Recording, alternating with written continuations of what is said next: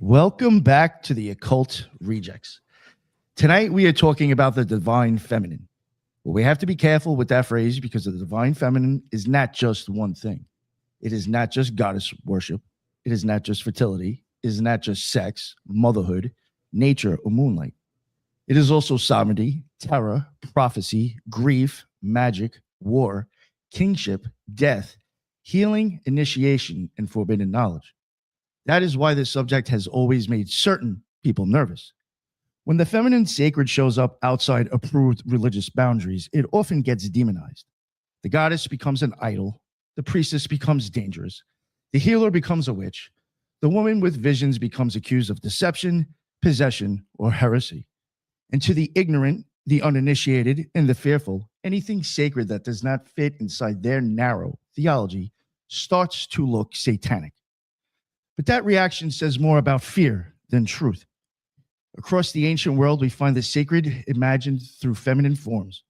Inanna descending into the underworld, Isis gathering the broken body of Osiris, Hathor as music, intoxication, love in the cow-horned sky, Mary as Virgin Mother and Queen of Heaven, Mary Magdalene as witness and teacher, Sophia as wisdom fallen into matter, the Shekinah as indwelling presence, the Black Madonna as dark maternal mystery, and the witch as the demonized remainder of female spiritual power. These figures are not all the same. They do not come from one universal religion, and we do not need to fit them into one story.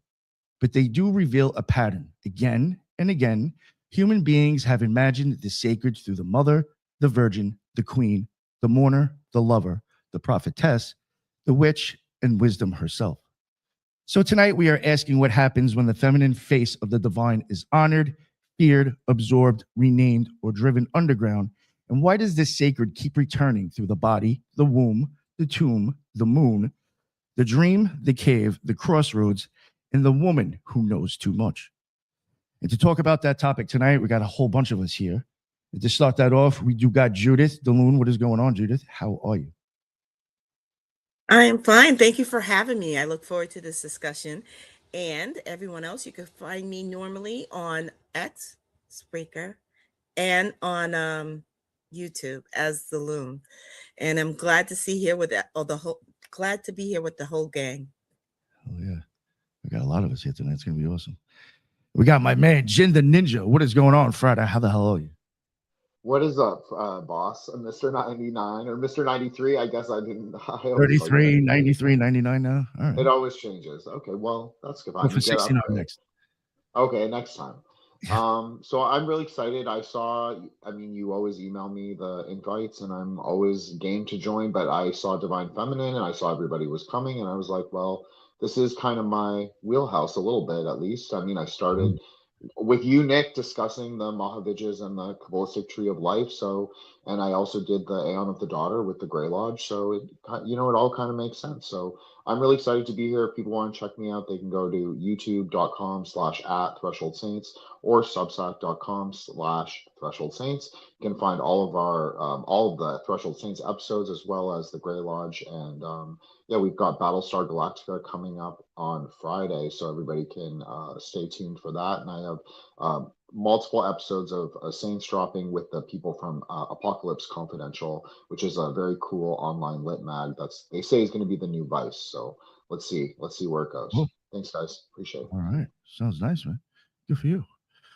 All right. And we got Kyva Rose. What is going on, Kyva? How are you? Hey, good to be here with you all. I'm excited to talk about this topic. Everybody can find me at Kyva Rose on Instagram, YouTube, and Facebook. And you can get a reading if you go to my website at 11kyvarose33.com. Thank you. Oh, thank you for joining us. I appreciate it. And Ethan Indigo. What is going on, sir? How are you? Peace. Most excellent to be here with everyone, especially our divine feminine ladies here. I also have given this a great deal of thought, being masculine or male Claude that I am. So I'm excited to talk about this. Recent articles on Occult Research Institute, or what am I getting wrong? Occult Research Institute. Yeah, you're right. Yeah. Okay, occultresearchinstitute.org, and other articles on geometry of energy, and appreciate everybody and any communication. So feel free to reach out. Thank you very much for making it, Ethan. I was actually hoping very much that you did make it. I actually thought your talk on the, I guess, the feminine with marijuana was actually really interesting. So Yeah, that was hoping you- one of my yeah. favorite presentations. Yeah, so I was hoping you'd kind of bring in mind for that as well on this topic. We got my man Magus. Brandon, what is up? How are you? I am quite swell. Thank you so much there, Ketterl, the Cardinal Electric Head himself. This is going to be fantastic. I'm excited to have this conversation with everyone. Yeah, Nick sends it out and he's all like, should we do this? Are you ready? And can you get here? And I was like, yes, we will make sure we get here, because this is a topic that's fascinating enough, probably at the very heart of a lot of misunderstanding in both the mainframe world and the new agey spiritual nonsensical world. And so for some reason, everybody always wants to tear things apart. And the idea is to put them back together in that sacred marriage.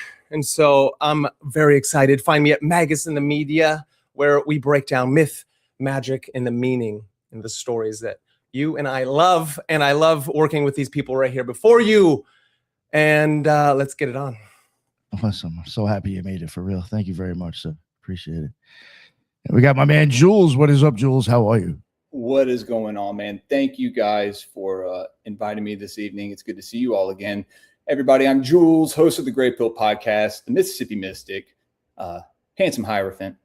Got a lot of names. But this episode, I feel, is very important. There's a lot of misinformation, disinformation out there being put out purposefully, I believe, to kind of give the divine feminine a bad name, a bad look, and a lot of other things that come with it.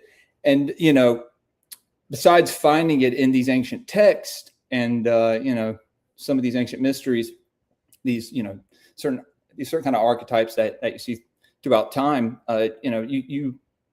you're able to witness it in your own life. Like, I look at my wife, I look at my daughter, I look around me at nature, and you can feel that feminine presence there with you. So I think it's important that everyone notices that and they respect it.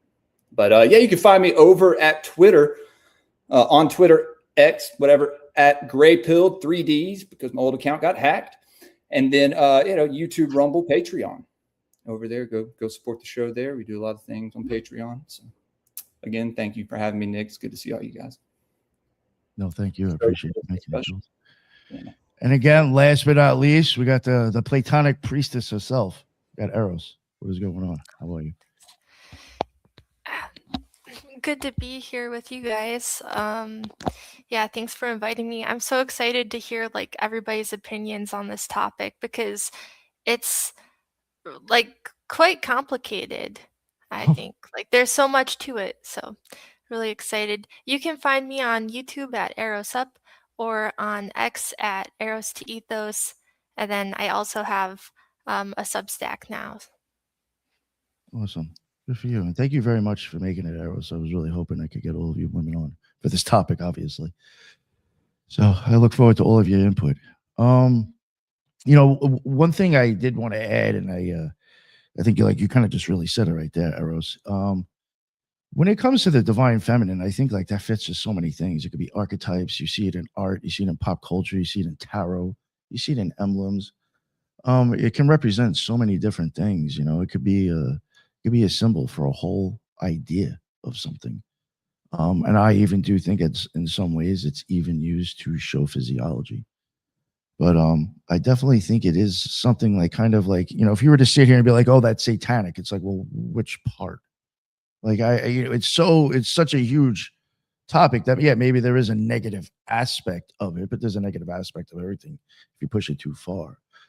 But I do think it's a very detailed thing to try to sum up right away, to say it is a negative thing, when, you could probably spend years really studying it and still not have an idea of what the fuck it really fully is.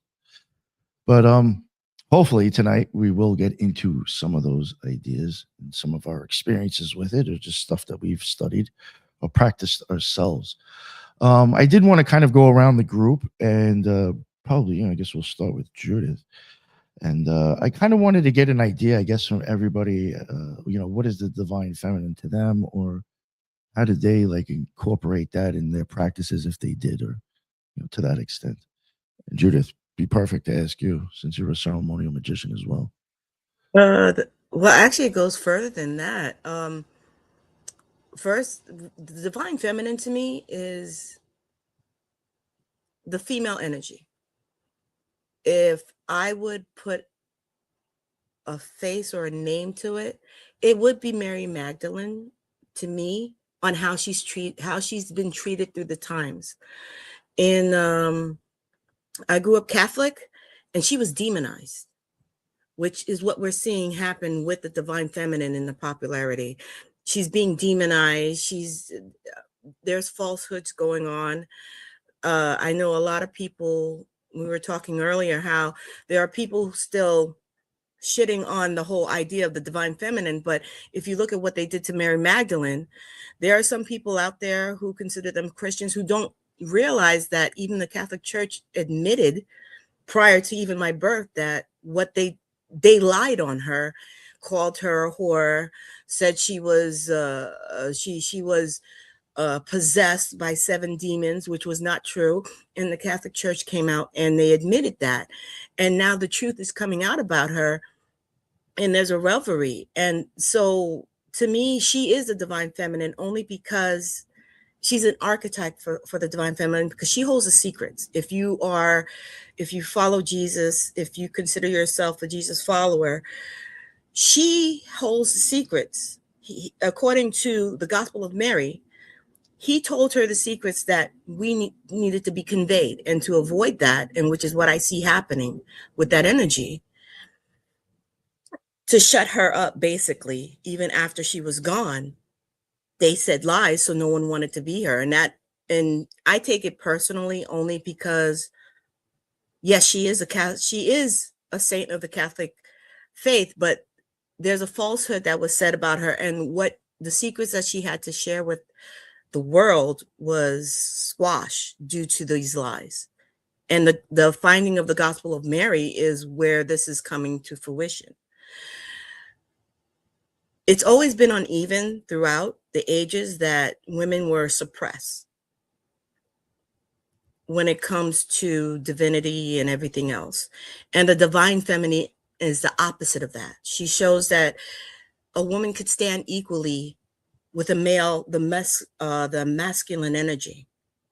There is aspects there that needs to be shared, and that's where I find the divine feminine. She holds a secret. She's the saying, behind every good man is a better woman, or something to that effect.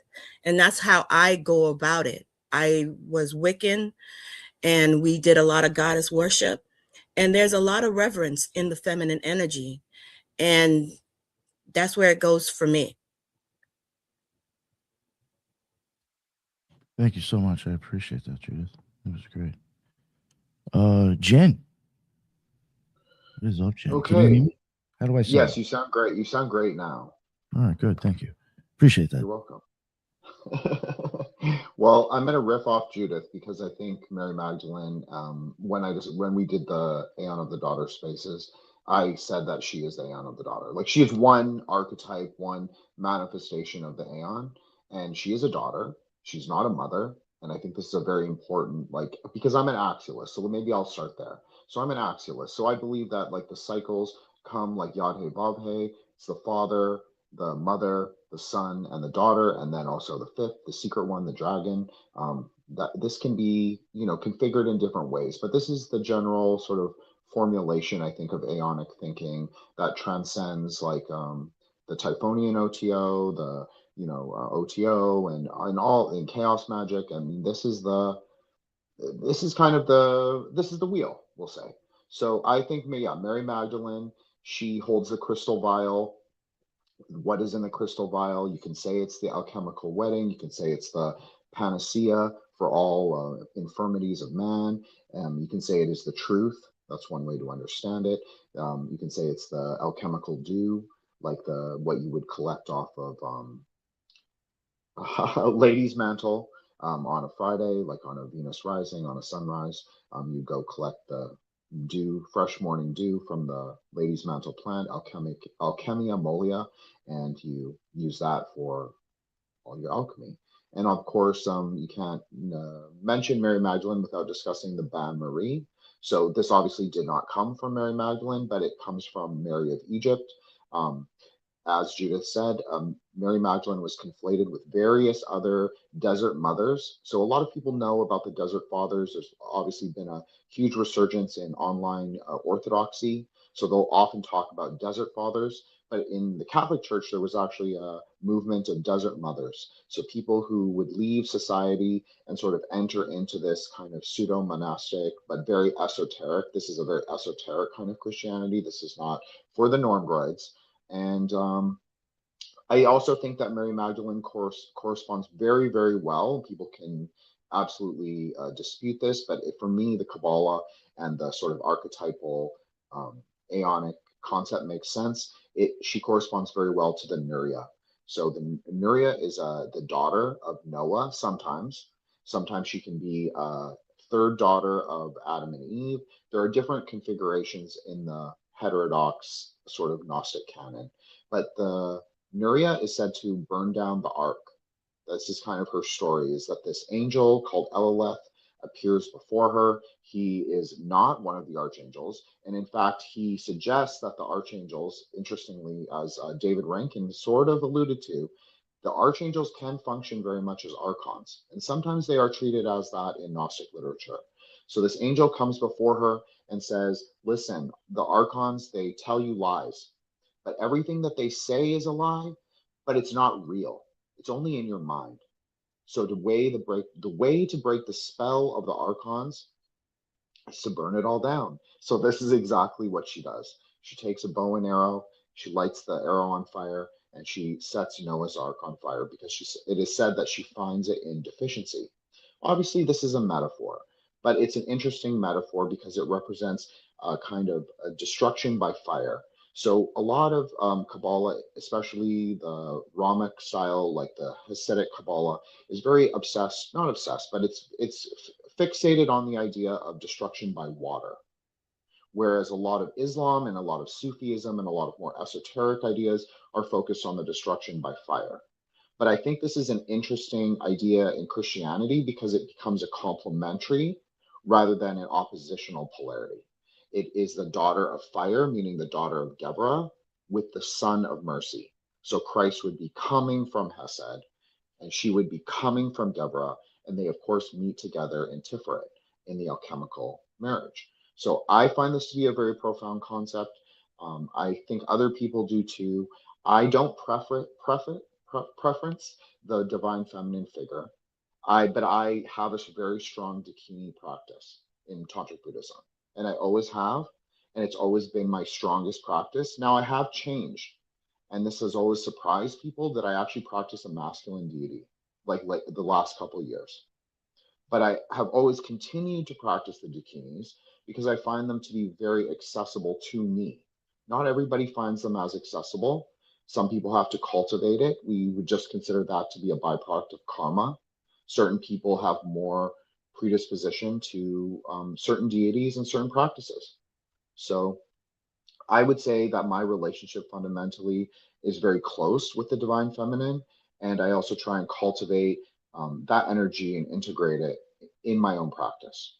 So I hope that gives people like a little intro, maybe not that little, but some introduction of where I'm going. Thanks, Nick. Oh, thank you, Jen. I appreciate that. Magus, I know you were ready from the beginning, so I'll let you go. Yeah, that's good. I mean, yeah, of course.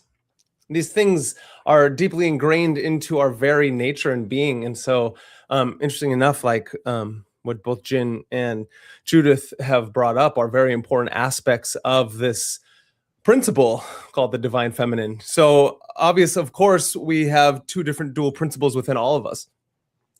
And fascinating enough, through time, I think it's really important we need to define what these things even mean, because the divine feminine as a term, technically, not that it was created by H.P. Blavatsky in the Theosophical Society, but then through time now it's been kind of corrupted even further from her own readings and hijacked by certain institutions, and I think the spiritual tradition is one of them. interesting enough, where all of a sudden you get a complete inversion of this exact thing that we're misrepresenting from like a natural force of energy, the feminine principle, and then it's like it's all of a sudden it gets to be strange, and now we're talking about women as such, when both men and women inherently have this internal principle. Technically, right, the sacred marriage is the balancing of the masculine and the feminine. And I think these things are really important, that when we go through our understanding of reality and what these forces of nature are doing upon us, the yin and the yang of the dualistic system, which is technically not dualistic at all. When we get caught up in either one or the other and not trying to balance them out within ourselves, then I think we get into a hogwash of conversation and forgetting that we're all moving towards the single principle of the sacred marriage in trying to balance these things out through our life. So that's something I think about a lot. And I think about this because I lived in Boulder, Colorado for a long time. I hopped around the hippie scene in my early 20s. I've seen this term be used and abused by the exact people who are trying to think that they're helping it. And I think everyone on this panel has a beautiful, I think they're going to have what I've heard is amazing, and I completely agree, because then this principle gets inverted through time, and what we forget about the divine feminine is one of its manifestations is through the mystery school. So then it only makes complete sense that the exact same thing that exoteric Abrahamic traditions have troubles with is the exact same thing that got put underground by the Inquisition, by every Inquisition, of people trying to control others. And so I think these are a lot of different aspects of a massive topic of trying to balance out humans in the world, as we understand that we're going to, as tribal individuals, we're going to basically other things that we don't understand within ourselves. And all of a sudden now look at what it's like through cycles of time, as we've been speaking about already, that we go through crazy things, and we forget that one of the oldest myths of the feminine is that of Inanna entering into the underworld and to confront herself with Ereshkigal, right, her sister, because Inanna is the higher feminine principle, Ereshkigal is the lower feminine principle, and to go through the 7 gates as she sheds away to become the great mystery herself, which is this topic that we're talking about right now. And so that may sound smattering to some, and others, I don't know how that comes off all the time, but I think it's a really important thing that I've seen, because language is so important that we define our terms. Like, what is the divine feminine principle? And can we all agree upon certain frameworks of when we talk about it? So that's how that's an intro. Like, I don't know. Thank you. I appreciate that, Brendan. You made me think of something that I was going to mention earlier. Judith had made me think of a few things, but you reminded me of it again. I just want to get it. Yeah, even when it comes to the divine feminine, sometimes I look at that as like that's kind of like the outcome of the female's hero's journey. Like, you're even talking about how you see Inanna go down to the like she's got her own journey, just like a male would in their own story that she's got to go through. That changes, then there's alchemy in that change. Yeah, and we think, eventually you get to the divine feminine. But and I love that. And the idea, then, think about the Odyssey, is the masculine adventure of the Iliad, which is Homer's epic, moving through this mythological understanding of what? Of the golden apple of Callisti, of Eros, you know what I mean? Of Eris herself. And then all of a sudden you get the great Trojan War, because who is the fairest of them all? So it's so important that we are continually interweaving masculine and feminine stories and I think that's beautiful, because then the Odyssey is the masculine entering into the feminine. And then it goes back to some people out there who are trying to smear these things, which are fundamental materialists, sheep's and wolves clothing, because we know that they all practice one way or the other. And it's like, you can't get away from the mystical. The divine feminine is so important for all of us. And it's all our birthrights, I think. And I think that's why it's so important. No, not to keep going on, and I'll shut up eventually, Ethan. Let you go. But sorry, Ethan. no, just stuff that you were saying. I think it's it's my opinion. I think there's a lot of blinds, or just a lot of things that are covered up when it comes to magic or the occult. So you may not fully understand it or take it, or get a full grasp of the whole picture. Something's missing. And in my opinion, I think you need the male and feminine. It's a story that includes both of them. Yes. And her being left out is the whole part of the blind. Yes. Maybe Yes. next generation will be the male that gets That's- left out. But you know what I'm saying? I just think it just this go around for some reason. It was her that got shit on. You know what I'm saying? And is left out of the equation that I think that she needs to be a part of. Yeah. I think it is like if you were to take the DNA and male and female on one side and you were like to untie it or tie it back together, that's the story you're getting. I think kind of in a sense. You need both. So thank you for mentioning that stuff. And just one other thing too that I did want to mention, and I think it's almost considered almost like accepted as fact now, that if you go and look up I forgot the Pope's name, but I find this very interesting. It was homily 33. And if you take Mary Magdalene, MM, and turn that sideways, you get 33 again. But it was homily 33 that he fucked up and considered Mary Magdalene, or whatever, a whore, because he was talking about another woman prior. But like it's considered almost fact now that he screwed that up, and that's not her that he's talking about. It's another woman that he was talking about prior to her in a story. So like I find it interesting how it's like still going with that, but yet I mean most historians and religious people acknowledge the fact that that's a fuck up. But Yeah, he was talking. We're still going to run. Sorry, Nick. No, go ahead. He was talking about Mary of Egypt. So you're totally right on that. It's a different saint. It's a different desert mother. So Mary of Egypt was a former prostitute, but if you read her hagiography, she's not even a prostitute. She's like she's kind of like a Bonnie Blue, I guess. Like she just really enjoys crazy encounters, and so her story is that she goes and has relationships with like 100 Roman soldiers on this river barge in Egypt, and then she walks away from the experience, and she has some kind of divine revelation. She takes off all her clothes and she lets her hair grow out, which is like it's abnegation. It's like against vanities. And so some saints will practice this if they've transgressed and done a lot of sins. So she walks out to the desert and eventually her hair grows so long that she makes it into a hair shirt or a hair dress. So that's how, in her iconography, that's how she's always depicted. So it is an actual saint that they're talking about, and I think that the conflation was actually like deliberate, and I think a lot of people in the church ran with it intentionally. And it's also interesting because if you go to southern France, you will see Mary Magdalene with the like Nick was talking about. They will sometimes have the glyph of Virgo, or sometimes will have the glyph of Aquarius pinned or embroidered on Mary Magdalene's dress. So there's definitely an astrotheological story to this whole thing as well. Sorry, Nick, I didn't mean to interrupt. No, thank you. That's great. That's awesome. All right, Ethan, my man. This is such a great build, and just to build on what everyone's been saying, there's an expression that I haven't been able to track down its origination, but culture runs downstream of government, government runs downstream of religion.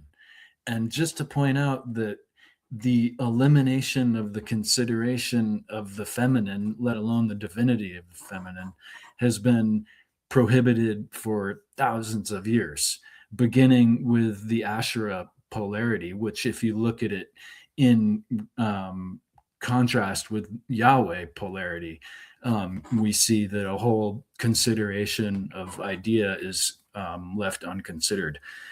I think for me, it's important to consider the universal and the personal divine feminine, in a sense that there's kind of the in the four worlds of the Kabbalah, right? There's the most subtle that is the most effective, and from where the material and so on and so forth originate. And there's this aspect of the feminine, right, that is super in touch with the ethereal and the divine, more than masculine. And there's also the personal operative, the healing and motherly and nursing and so on and so forth.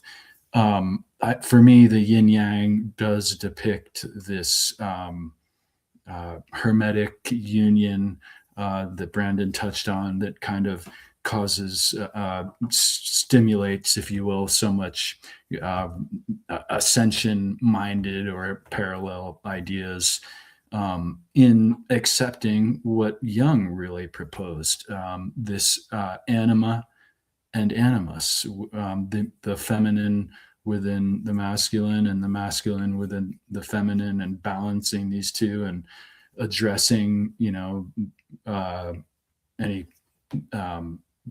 cliques or schisms within the acceptance of these kind of natures, I think, is a big part of developing oneself. So I think we can see that it's been kind of eliminated and prohibited, not only in the Western world, but one of the archetypes that I love is the Tara, or the green Tara specifically.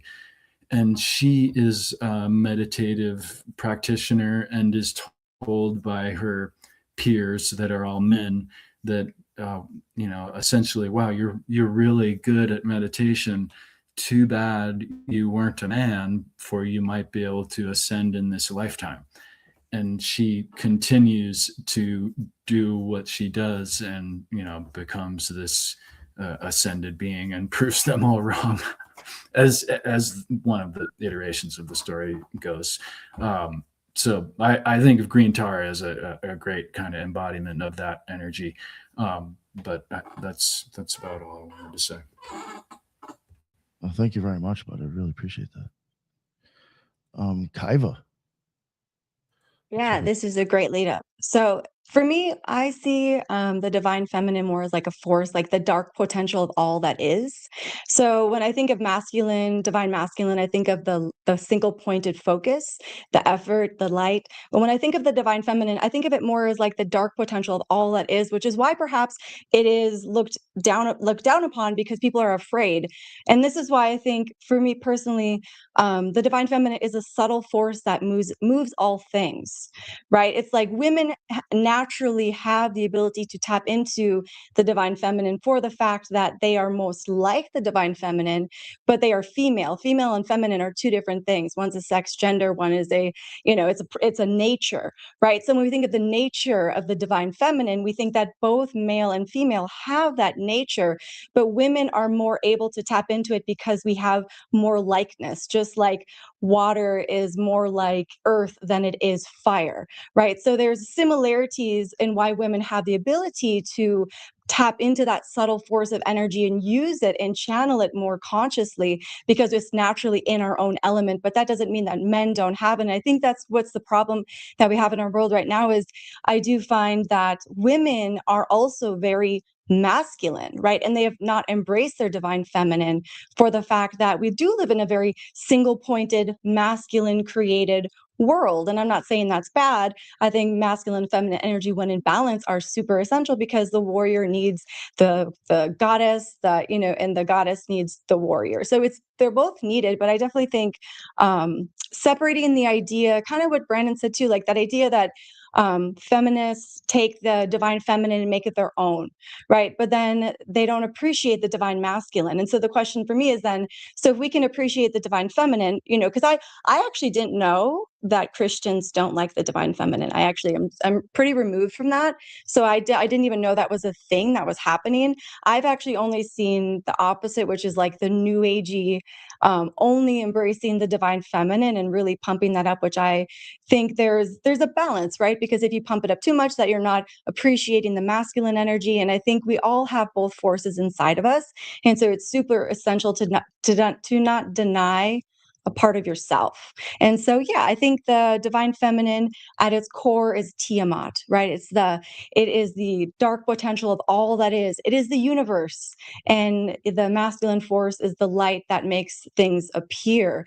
And yeah, the darkness of all that is scary, right? It's like, when you reach into that abyss, what are you going to pull out? And do you have the ability to hold it and contain it? Women maybe have more of ability to do that. And that's why the divine feminine is more familiar, and there's more, seers and psychics that tend to be women.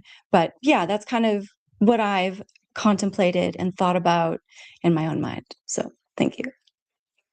That was great. Thank you very much. I appreciate that. Good. Eros. What about you, Eros? All right, I'm gonna try to be ambitious here. Um, when I think of the divine feminine, I always I guess, compare it to its counterpart, right? So I think of the sun and the moon, and how, yeah, like Kaiva said, the sun, the masculine, is that structuring light, right? And it reflects off of the moon and comes into form. And so then with like solar and lunar work, you have, because the feminine to me is like matter of the soul and of karma and the subconscious, whereas the masculine is like the ego and the spirit. And so I think, much like the sun reflecting off of the moon, I think it was Plutarch that said that the sun reflects off of the moon and then brings things into form. Um, but just like that, you have the subconscious, and basically, the more that you get to know your subconscious, the more that you would build that up into your conscious ego, right? So that's a similar thing where you have the ego, the your sun reflecting your moon, your soul, your subconscious patterns. And the feminine is very intuitive and stuff like that. That's why I would say they're more the oracles, they're more the um, prophetic visionaries, because of the matters of the unconscious and of the soul, where I think all of those patterns are stored. Um, all of the patterns of like how things feel when the planets are in certain configurations, and when the moon is in different phases and stuff like that, tapping into that energy, or even just seasons, because the divine feminine, we can't neglect Gaia here. I think that's a huge part of the divine feminine is, bestial nature to a sense, because that is the substrate of which sense and all animal forms and all things of sense are born, is this, um, you know, physical substrate that does lead to some bestial things. But you also have the moon, which is the regulator of that, right? And so you have hormonal cycles, and you have tides and stuff like that. And I guess the last thing I'll mention, well, okay, I have two more things. And so with the moon also, you have memory, right? So Cancer is the historian. The feminine holds on to um, memory and onto karma. Those belong to the moon. Um, so that's another important divine feminine thing. And then the last would be like meaning making. Women are very relational, and everything is relational. Everything that exists is relational, because you have differences in potential. For anything to have meaning, you have the two things and how they're related to each other. And so they also kind of rule over meaning, which is a big part of Isis, right? She takes the fragments of Osiris and she makes them into a new thing. And as the universe kind of fragments and we get new things and it's expanding, um, you know, it's the feminine that kind of lives in that liminal space where the new pieces, we find meaning for it. I like that. They made me think about our wings for some reason. The symbolism of our wings, a bunch of feathers coming together to become part of one thing. Thank you, Jules. What is up? What's going on? You are muted, sir. Yeah, of course I There am. you go. Yeah, man. So what everyone just said, I think everyone's spot on, especially with the moon, because in northern mythologies, you know, you have the moon god, Mani or Mani, who manages basically the moon, but then the energy, the personification of night is not, right? Or Nuit. So this is the energy, just like the sun goddess, Suna or Sol, you know, Balder is that personification of their energy. So it's like you have to have, if you're going to have the masculine, you have to have the feminine. If not, it's out of natural order.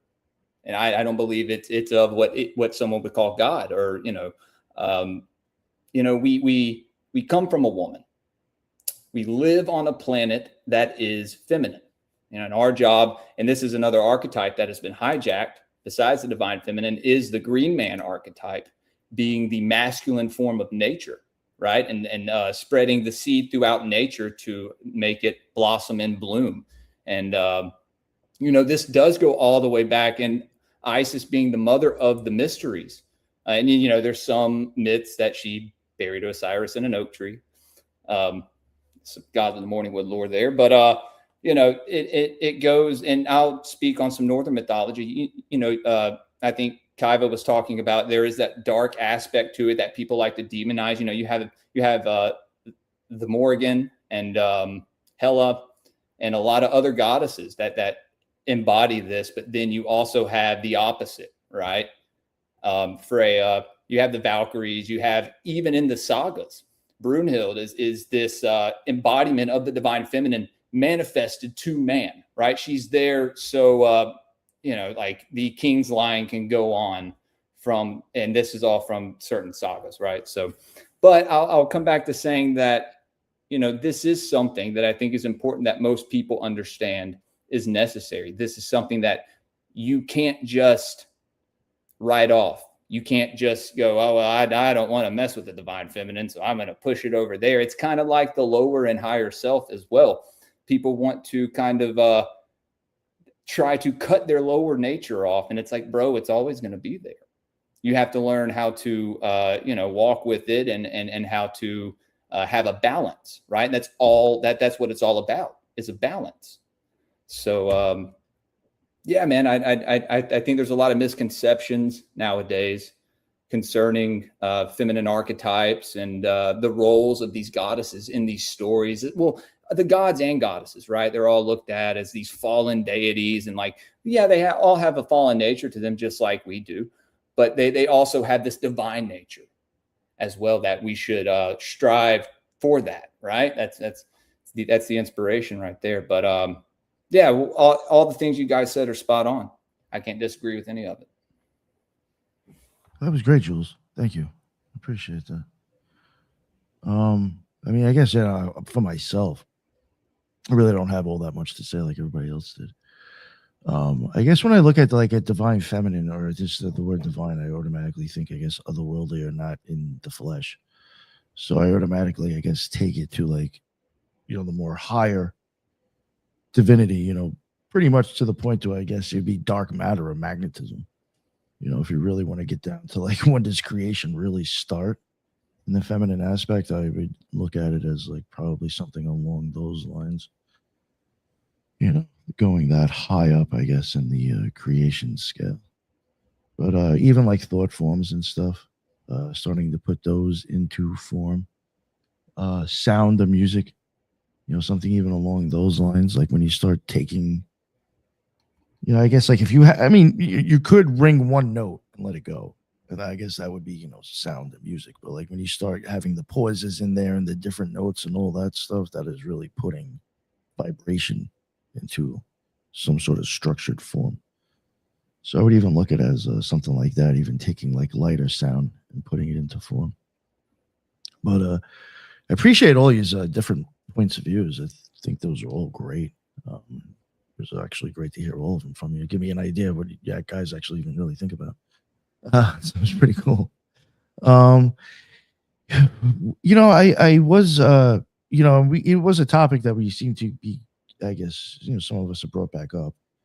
And I think it is quite obvious the divine feminine, or even I guess the idea, if some sort of idea like that, can be looked at as a very negative reason. I do understand that, we had mentioned earlier, you could take the Morrigan or other people, Kali.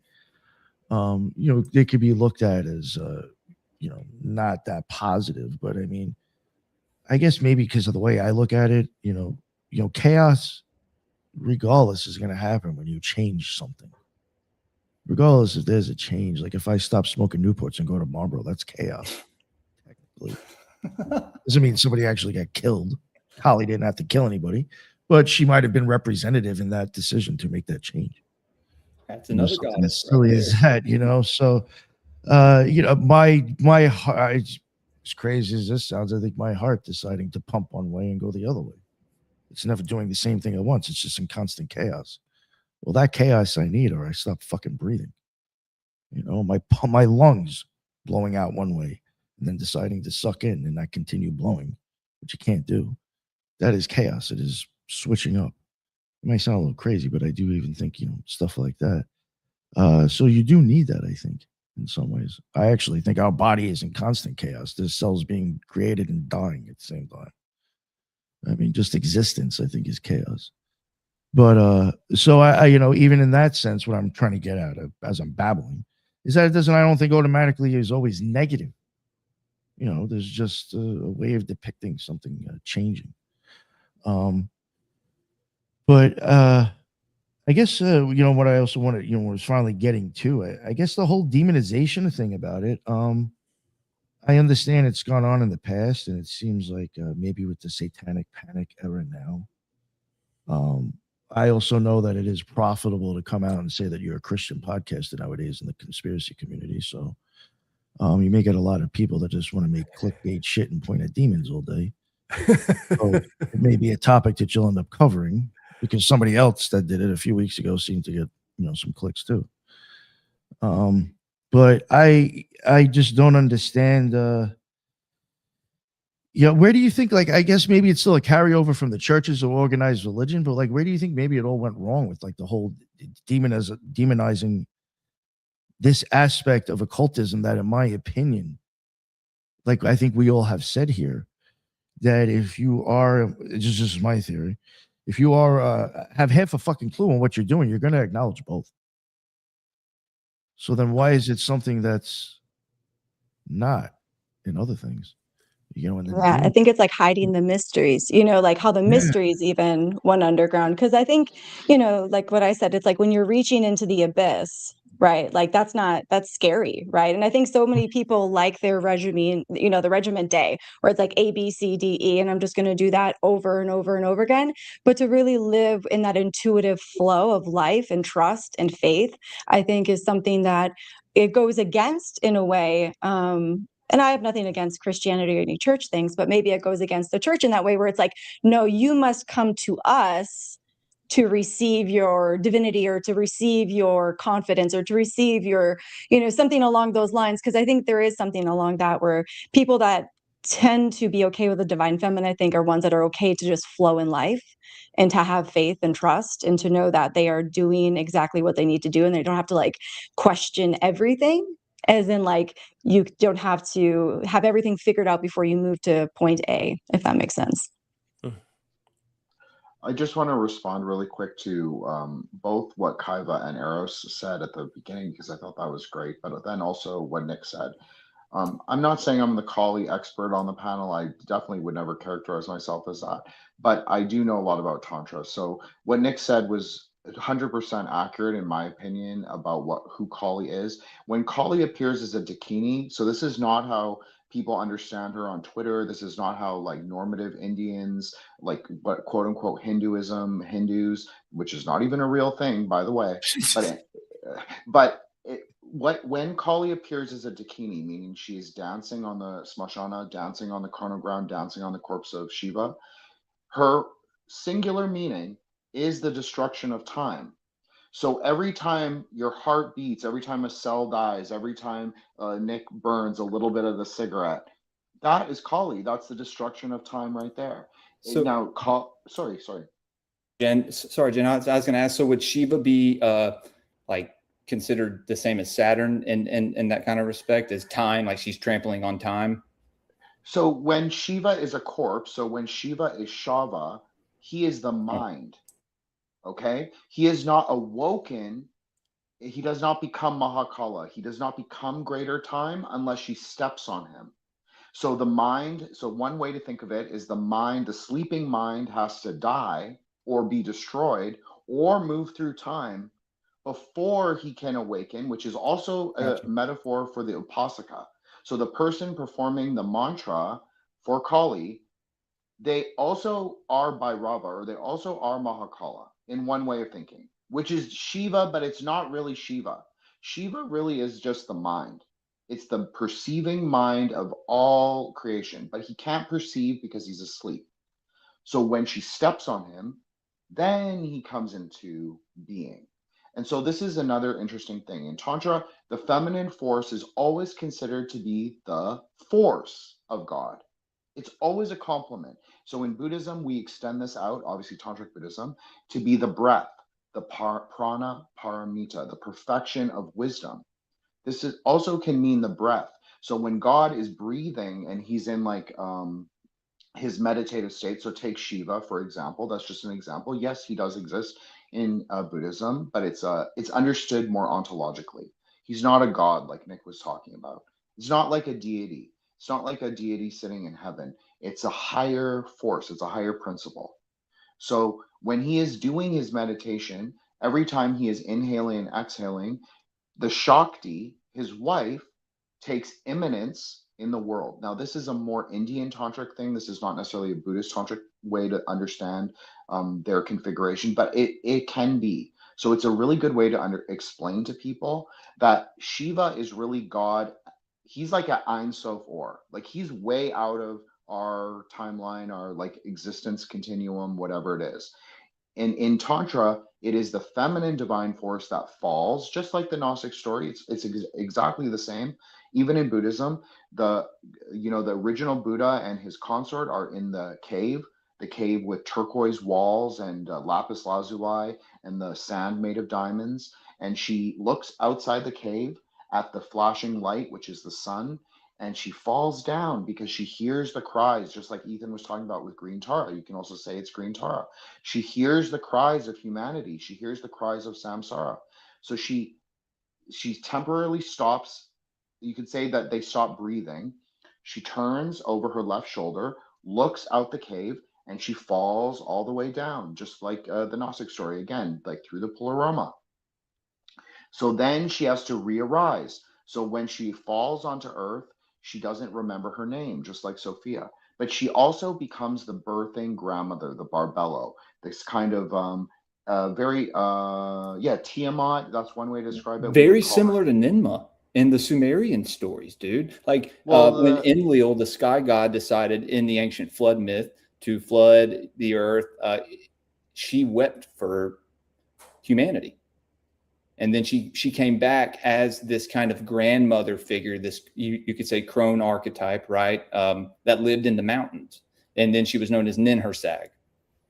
And so, no, you're right, Jules. Like, look, this is my proposition. I personally believe that Vajrayana Buddhism, in particular, is the continuation of the story. But instead of looking at it as a cosmology, meaning that the deities are real, it looks at it, Buddhism looks at the multiverse as an ontology, meaning that the deities exist at stages of consciousness. So when she is at the ferocious grandmother who has given birth to the blood ocean, given birth to the world of samsara, she is not the same consciousness as when she is depicted as a higher Buddha, as when she is Green Tara. Green Tara knows who she is. Green Tara knows her own name, and Green Tara also recognizes her own potential. And this is even part of her, how it's explained in even outer, very exoteric Tantra. She is Lambodara, pregnant. She is pregnant with potential, meaning pregnant to give birth to the waters of the world. She can restart, she can revive, and she can also rectify the three worlds. That's how it's understood. With her tears or with her pregnant waters, whatever you want to describe it as. So she becomes like an axial figure, in particular Tara. And so I think Tara, which just means star, is actually related to Ishtar, Inanna, all of them, but it's just understood differently. And really, no tantric who's hearing this, like tantric Buddhist who's hearing me say this, would really find this crazy, because a lot of Tibetans also believe this. Like, they just look at it as a axial story, that the story is always continuing. The more information that we get about exactly, the more information. And green is the color of air. Green is also related to Jupiter. Green is also related to, you could say, the liberation. It's not the liberation from samsara necessarily, but it's the 4 elements. Like, when I think all of us were on the David Rankin episode, but he was talking about elemental configurations. So air in Tantra is the 3 in 1. It is fire, earth, and water all together. And through that creates green and air. So like the Northern Lights, that's a great, I think Kaiva and I even spoke about this on her episode on Threshold Saints, but you can liken it to the Northern Lights. If you've ever seen a picture of the Northern Lights, they're green and it expands into the air and it's surrounded by a pink halo. So this is really important in terms of like aeonic thinking, green and pink, where we're going, what elements are really important in terms of green and pink. It's fire and air. So again, I believe that there is an interrelationship between what we're calling magic, what we're calling this like primordial religion, and also what I would call the Kabbalistic tree. I think it's all interrelated, and I would say Tara is at Hesed. And I've said this many times, Jules. I'm not just like saying it for for you or for you guys or the episode here. I've said it many times. So this is my proposition. People don't have to agree, but for me, it makes a lot of sense. Sorry, I didn't mean to go on for that long. Oh, you're great. I completely agree. Yeah. And that's something that people see with Callie. They only see that depiction of her with her arms and her tongue out, and like, it's something that's used again, like what we were talking about earlier, for this misconception of the divine feminine as this evil archetype that they will literally LARP with, like left-wing feminism and all this stuff. And it's just like, dude, it's the total opposite, like energy. It completely, like, if you experience, women, I'm sure, the ladies on this show, women like my wife, if you experience, like an IRL interaction with them, like you feel it. It's something, it is something divine. So. Nice. Yeah, I agree. And I think that's really important for us all to understand I have 2 concepts I want to throw out there. One is something that Jin lightly covered. And this other one is, we could think about what happened in the Inquisition in Rome, right? And I think this is really important to understand time frames and how these topics come and go through time, this mythology. That's why I think it's really important to see it through the mythopoetic lens, is because then we can kind of detach it and kind of see it through this nice little story. And so with the Gnostics, and that's why it's so important to think about it through this Western esoteric lens as well, is the Pista Sophia, the idea of Sophia falling. Jin talked about it. But through this lens, then you're seeing Sophia fall into the material world. Why? Well, because she saw her own, maybe not even her own, there was like a reflection, and it was this beautiful thing. And so she fell. Falling away from what? She was an aeon, and being an aeon, it's not like we normally think about it, right? And so it's the idea is that the aeon of Sophia, as she falls into matter, and what she was connected to was the logos, the Christos. The Christos and Sophia merging create a beautiful world. But without that, you get just Sophia fallen.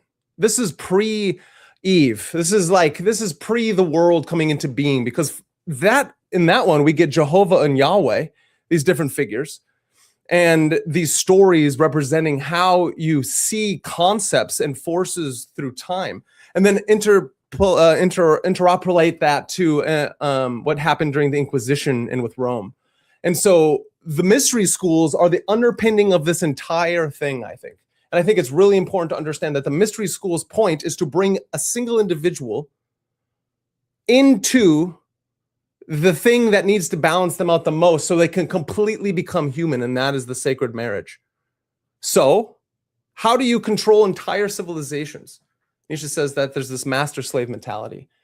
And what happens if you take these mystery schools and say, only we are the ones and you cannot have direct gnosis of the divine? Because the divine is the purpose of why we're doing this in the first place. And so if we merge the divine realms, the Malkuth, the kingdom of all the 10 Sephiroths, into the Malkuth of the kingdom that we're in right now, Kether here, because they're in each other, Malkuth is in Kether and Kether's in Malkuth, merge the Christos with the Logos, that's when we can have that sacred marriage. That's what the point of what we're doing. But if you can get people to not want that and understand that we are going to have a Hegelian dialectic where we create a schism of these two energies that are exactly the thing that radiates, attracts, and repels, right? Go back to what you were saying, Nick. Very important. The electromagnetic spectrum of the human body as it radiates into the embodied act and realm. Electricity, masculine. Magnetism, feminine.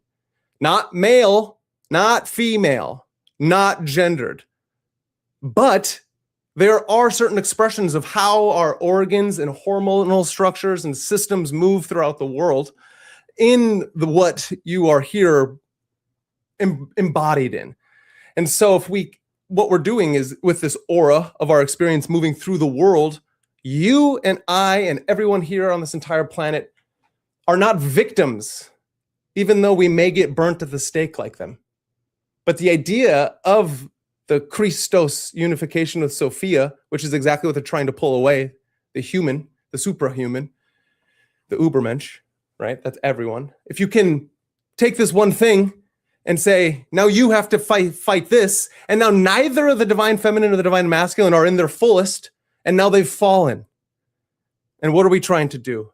Pick ourselves back up again. And I think this is a really important concept that we move through, is because this is within our very mythology, the collective unconscious, which stems forth into the actualized realms. And so if we ask why are there idiots on the internet who post videos about complete fucking nonsense, yep, and say things about Satanism and interpolating it with the divine feminine when the divine masculine is also Satanized, as in become an adversary towards what the egoic agenda of, go back to the story of what did Sophia create in the Pistis Sophia in the creation story. She created her son popping out of her, comes up Samael, right? You get Jehovah himself, thinking and seeing no one because his mother was on a different realm. She's an aeon fallen. And so what happens there is that he sees nothing and he says, you shall have no other God before me. You shall worship me and I shall create you, creating Adam and Eve. And this plight of existence itself, just being here. And so that's kind of, there's this thing going on. And I'm just like, let's go. That's like if we are going to battle the great archons, which are just another stepping stone of our own enlightenment, what Terence McKenna say? We are a planet giving birth, right? Culture is not your friend. Whatever that is that's pushing out there, feminism, the patriarchal red pill nonsense, like all of these are but mere shadows on a wall. That's how it's like, that's how I feel, right? Because it's important. What do you do in Tai Chi? You balance the divine masculine and the divine feminine continually in this energy ball, right? Yeah, I think fear has a lot to do with like why the divine feminine is pushed down. I think it is so powerful because it is the chaos, right? It is the dark abyss of all that is. And if anybody wields the power of the divine feminine, what does that mean? You know, and also in another sense too, when we look at like we look at the past, right? Like the golden age when supposedly there was kings who were actually connected to like the divine power and actually ruled with a conscious and moral existence. You know what I mean? When we think of like when they were taken down by the ones that had no moral compass or had no connection or, you know, I don't know. I think there is something to be said. If you look at our world right now, it is ruled by psychopaths who like clearly have no connection to divine. They may say they do, but I guarantee they don't. So it makes me wonder if there was a time in the past where these psychopaths actually slaughtered the ones that actually were connected to more of that divine feminine power, and were able to like pull these sacred, amazing buildings and just energies and like create a planet that was harmonious. And then these, I don't know, it's just like an idea, like where these psychopaths just all of a sudden like killed out these people and then got in power, and all of a sudden nobody has the ability to wield this divine feminine power, because it does have the ability to make things, create things, and really change the course of the world, right? So just kind of a thought. I don't know what you guys think about that. They killed off all our poets. They killed off all our scribes, the Yeah. druids, all Yeah. of the mystery schools, all of the the Christian mystery schools. They eliminated all them too, Yeah. so they could control this narrative. And now you kind of see the product of that. I'm going to take a little bit of an adversarial position to all of you, and maybe not all of you, but in terms of this framing, because in terms of like Asia and like Tantra and like Taoism, the divine feminine never went away. It never went underground. It was never really, wasn't it? So okay, so Nick, I put in the private chat an image of Kali if you want to bring. Yeah, thank you. I got you. Okay, cool. So basically, Kali is a transgressive figure because she's antinomian to the Brahminical order. That's kind of how Tantra gets framed in the West, but that's not really what Tantra even is, and we won't get into that necessarily. But she is transgressive against the order, but she's also part of the first order. Like she is the Aeon of the mother, if you want to call it that. She is Binah at her most destructive, at her most revelatory as well. So you can see Shiva is praying to her. Shiva is subordinated to her.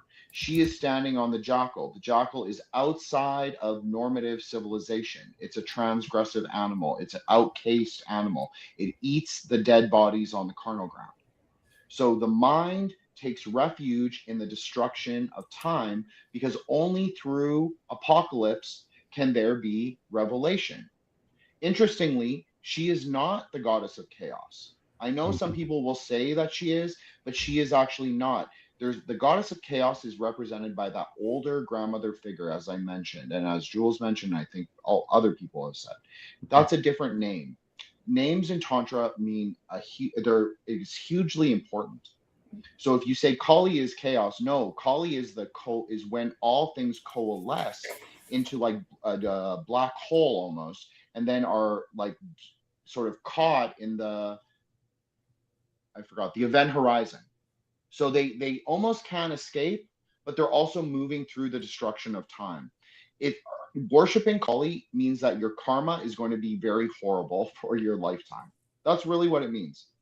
But it also means that you move through the karmic densities very quickly. So maybe in one lifetime, by doing Kali Tantra, you will move through all of your negative karmas from your past life very, very quickly. It's like a higher octave of Saturn or Binah, however you want to understand that. Is that a giant like piece of mycelium in the back? Is that a giant mushroom? Or it's a UFO, it's UAP. I was going to say it's like a bell, maybe, or it's all the same shape. Yeah, it's a bell. That's how you can understand. So in temple worship, these are always installed above the Shakti. And usually they have a yantra with 64 triangles within it's like the Dharmadaya. It's like what people call the Star of Remphan. We were talking about another podcast, which is just a union of the divine feminine and masculine. Correct. You're talking about Star of David. Yeah, that's exactly it's not the it. Star of David, it's the Dharmadaya. Yeah. Names are names. Yeah. Right. So Kali is but one order. So I think the divine feminine takes on different roles. Like she takes on this transgressive, anti-Brahminical, anti-Vedic, sort of normative Puranic Hinduism. She takes on this like sorcerer's path, but she's only one goddess, and there are 64 goddesses, just like 64 angles in the yantra. So the sort of focus gets placed on the dark goddesses, but it's really interesting because in Tantra, she is the prime mover, meaning that the destruction of time is what moves time along, but she is not first cause. First cause is actually green Tara. The perception of the worlds, Hasidic, like looking at yourself in the great ocean of samsara, recognizing who you are, that true perception that happens, that is what the first or that is what the first cause. That's first cause of how the world becomes How is created and that? How is destroyed. that different than what we were talking about? Just so people can understand the Well, I connection don't to agree with Kali. your okay. Well, I don't agree with your Kabbalah number one, Brandon, but that's another totally other issue. It's but secondly, it's different because I don't think that the divine feminine went underground in at least in the Asian sort of like the Eastern thought. I think that it when you have a predominance of certain transgressive forms of worship, like say Kali or say Durga, which is the more normative Hinduism version, it's blood sacrifice. It is a lot more tribalistic. It's a lot more ethnocentric, and it's a lot more oriented to the village and to the region. It is not necessarily made for the world in 2026 when we have social media, because people tend to go tribalistic. They tend to believe that their subgroup is elevated or oppressed, which are both just those are just dialectics of the same thing, whether you take the ethno-narcissistic position or the subaltern position. So what I'm saying, Yeah, Brandon, I wasn't necessarily saying that maybe in the East it disappeared. I just think it's an interesting concept to think about how when you absolutely. had all these cultures, let's just talk about Japan though. I mean, they have an emperor who is like the Sun King. You know what I mean? So I mean, if we're going to talk about divine feminine in like the East, we can't ignore Japan, China, all these places that didn't necessarily have a divine feminine that was totally represented, did they? I mean, so you're even in your own example, Kaiva, the sun goddess is a goddess and she's Amaterasu, and that is the divine ancestor of the Japanese royal family.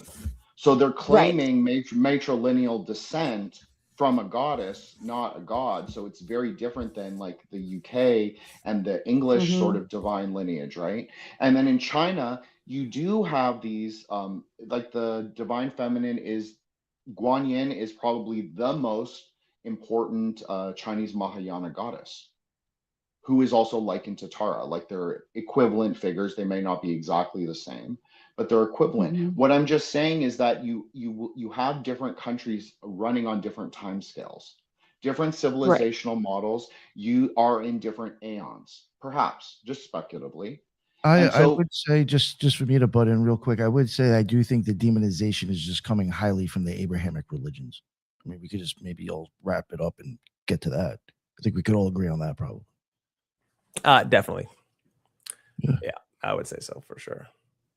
Yeah. Which is, well, yeah, because I understand even like what Jim was saying. Something that I've even covered in, I think it was either in the eclipse or the moon kings. There are some beliefs where the moon is male and the sun is female. So, I could see what I do see what he's getting at too. That even in other belief systems, I mean, the female is kind of or just as venerated, if not higher, than male. And I do think it is just highly though coming from the Abrahamic religions that is seriously shitting on the divine feminine.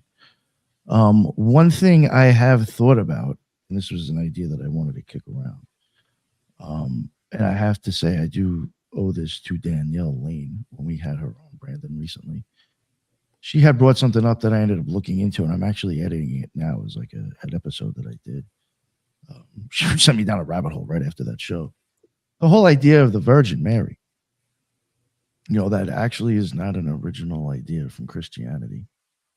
And if you look even at her story, when I started looking at her story, Joseph was basically that chick's handler because she wanted to go into a situation to where you were going to choose not to have sex, not to get into a relationship, and learn religion.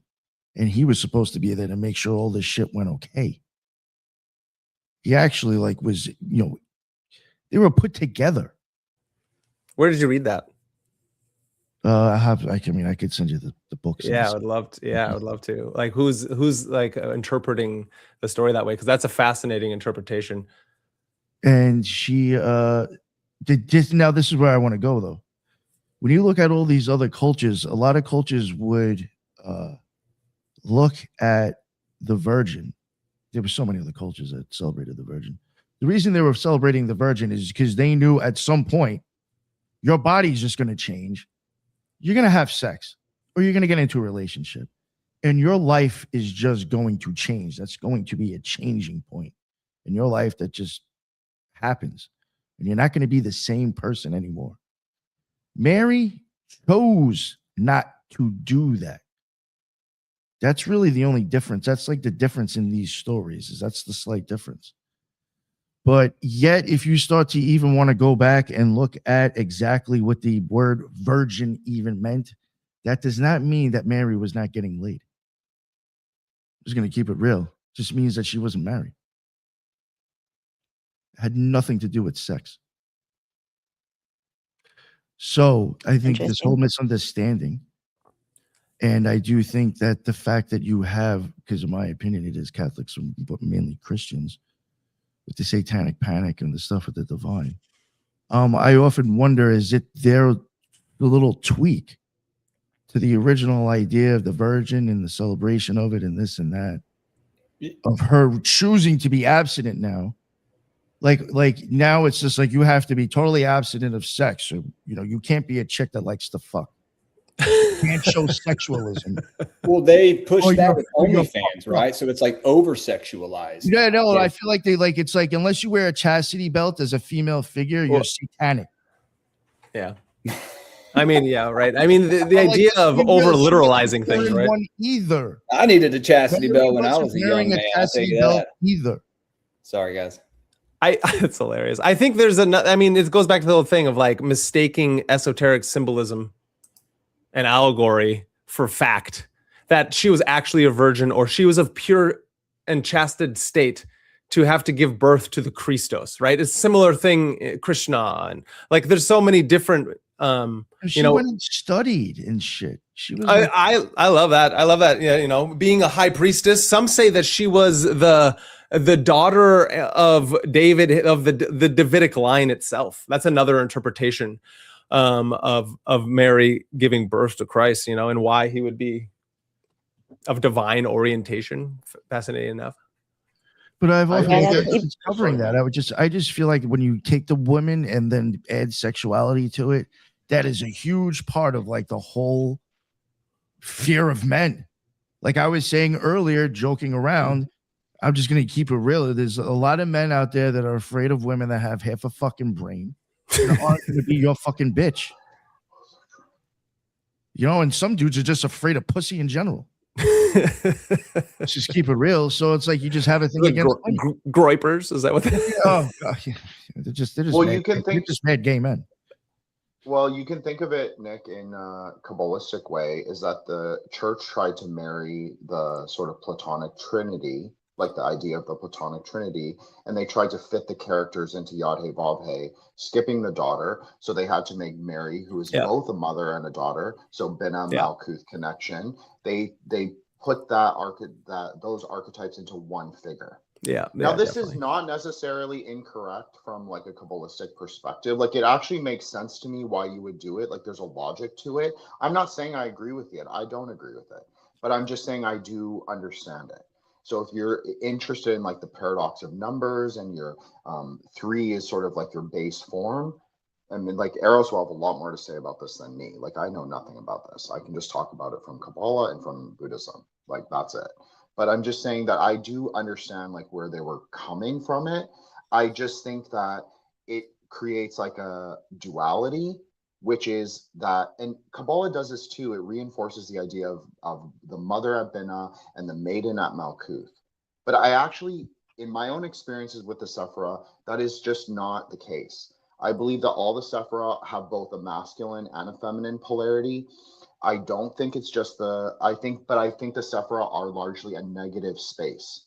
I think they are more like self-combusting stars rather than like how people conceptualize them as more dense, like more planetary. I actually think the planets, as I've said many times, are the outer density or the matter or the klipa, which is not necessarily bad. And I don't even think that I think what gender we ascribe to the klipa doesn't actually really matter. because I think that the true core is non-dual. It's like that diamond thunder, that lightning layer is in the 5th density. And that is what matters, which is non-dual. So it doesn't even really matter like the natures we ascribe. It's more the archetypes or the kinds of ways we recognize the iconography as we travel through the experience. That's just my opinion.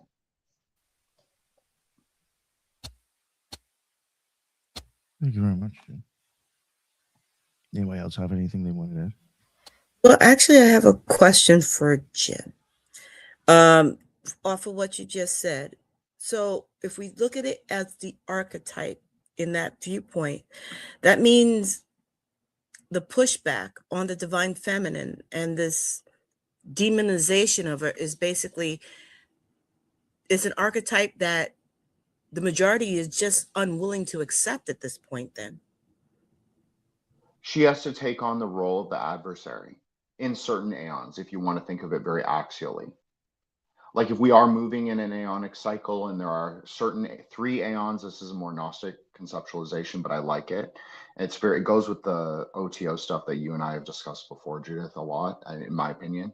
So if you say 3 aeons arise in every yuga or cycle, and whenever the wheel turns, which the wheel is always turning, but we'll say that it can be demarcated into at least 4 different quadrants, just like a swastika. So the mother will take on the adversarial role in certain kinds of whenever the aeon is the oppositional to her. So in the aeon of the father, the mother is going to take on either a complementary or an adversarial role. And in the aeon of the mother, the father and the son can both take on both complementary and adversarial roles, like Brandon mentioned. But it's so you expect to see these archetypes become like either Luciferic, satanic, meaning adversarial to the mainstream religion. Like it's just like we're just talking about like switching subculture and culture. Like what is the underground current and what is the above ground current?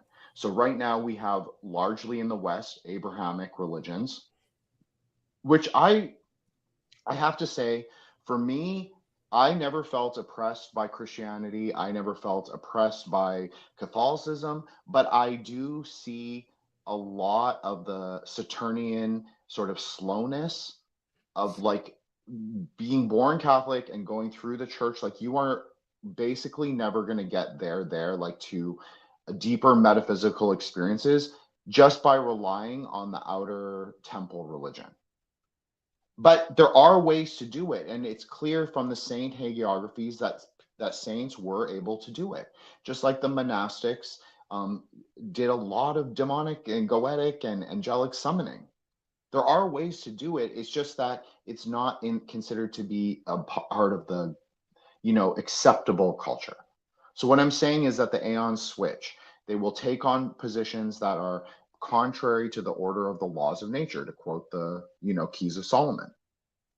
So I don't know if that answers your question, Judith, but I just think that, that when the aeon of the mother is demonized, then there will be people that are attracted to the nature of that transgression. And when she is, there have been cycles, there like India, they always had a goddess cult. That's like very well known in archaeology. When they have a goddess cult, they tend to go into more low consciousness. Like, I'm going to sacrifice a goat to get this a thing. So it's like, then it like perpetuates, because how do you then sort of contain that ferocious energy? Because it's like Eros was saying, in Tantra, even your offering is relational. What you give, how you give it, your state of consciousness when you give it, that is what activates the quote unquote deity.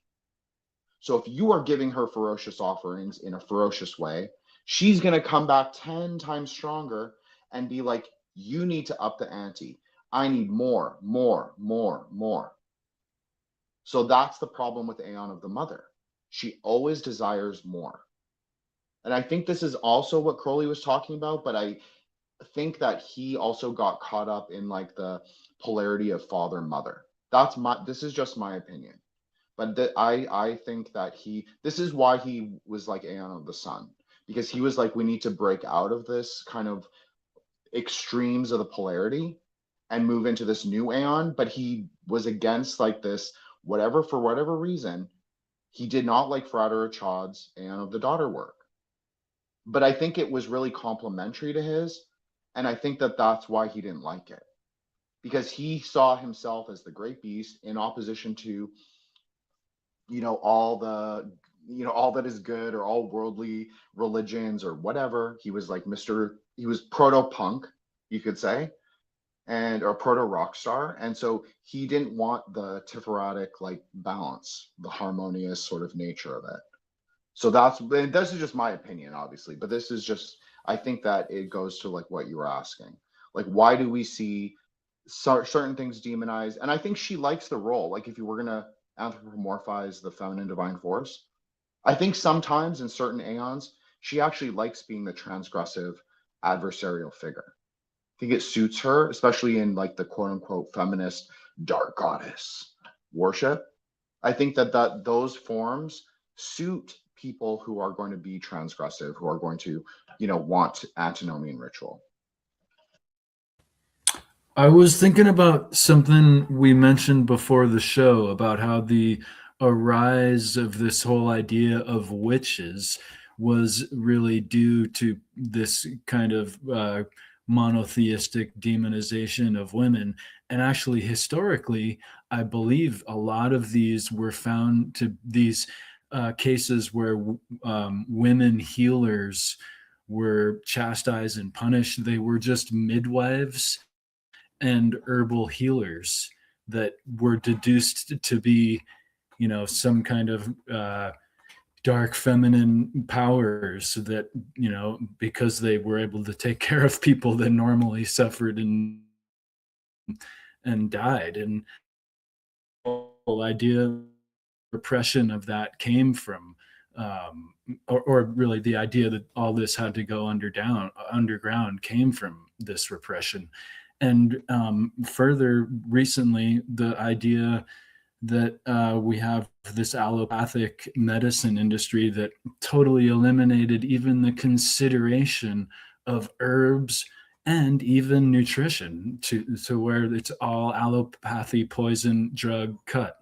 And some of it is helpful in certain cases, but the fact that they really created it to eliminate the herbal healing that women were often associated with is, evident and kind of depicts how through the centuries, even to our own detriment, collectively, we've been trying to be rid of empowered women and the feminine.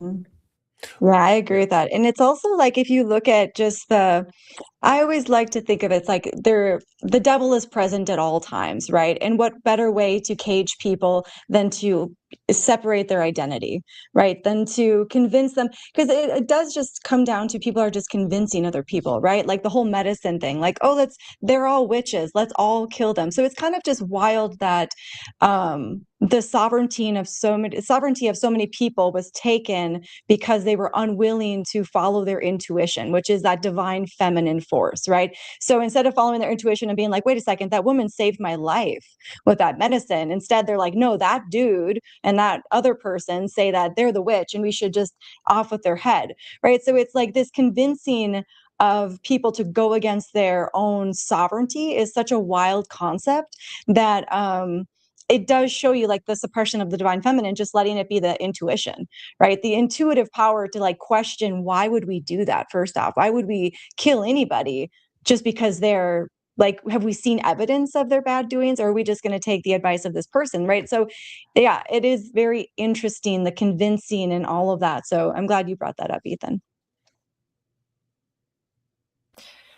I wanted to say something really quick. Back to Nick's question about like the demonization of women sexually. I just think that that's another Abrahamic thing, but not necessarily even, because a big part of spirituality, right, is virtue and like connecting to virtue to like, grab hold of your will and I would say Plotinus was definitely influential in that. Like, he was very anti your bestial nature. And so then if we're demonizing the bestial nature and like human nature, then historically women, I guess I would say, are more the objects of desire, right? Because we're physically different, and I think that uh, men are more sexually focused, perhaps, than women, or less sexually guarded than women, and so there's always that kind of unevenness where men are seeking it more than women are. And so women just tend to be the object of desire more. And then there's this huge like social imbalance that is like pretty significant that could be talked about. But so I think that a big part of that demonization of women and women sexually is just because they are like the objects of desire and the sexual gateway, I guess. And so I think it would make sense that you could kind of over time go into that where you start demonizing the object of desire and trying to kind of contain that for the purpose of virtue and stuff. It's interesting that you're mentioning, I guess, like Platonism with the Platonists. Mm-hmm. It was something that I just noticed. It wasn't all of them, but it was a decent chunk. It was a few of them. But like at some point, when I was covering like I guess Christianity, there was a couple of people like Justin Martyr, Eusebius, Origen, a handful of people that were like the big mouths, basically telling everybody else how this Christianity was supposed to go. And a good handful of them were Platonists. And the reason they were running their mouths was because of the Gnostics. And we know the Platonists don't like Gnosticism. So I even wonder, like, if even the insertion of Platonism, as much as I'm a fan of Platonism, the insertion of Platonism has even something to do with shaping that type of idea. Well, I think Plotinus was a huge turning point for that. I don't know, maybe not, but I think at least in my reading, I've never seen anyone as like anti bestial form as Plotinus was. And I kind of always felt like St. Augustine and a lot of the Christian doctrine probably took some of that puritanical kind of thought and kind of incorporated that more into Christianity. I can't be sure, but yeah, that's, I mean, think about it. We have, just to separate Platonism from Plato, right? That's a really important understanding. And then Platonists are just people who are now have learned at the academy and taken Plato's work and added a lot of ways to talk about it. Is they added a theology. Plato didn't have a theology.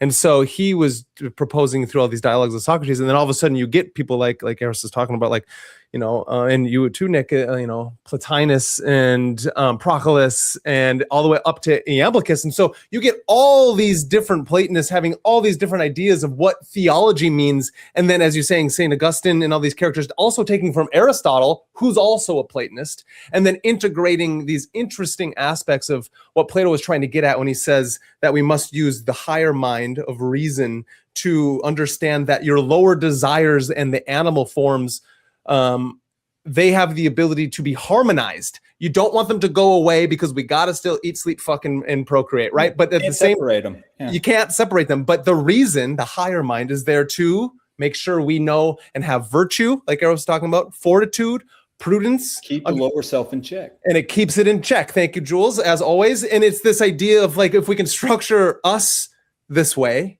is one model, right, of just trying to understand whatever the Orphic traditions were teaching us, Pythagorean traditions, all the way back to Sumer. And this descent of Inanna into the underworld.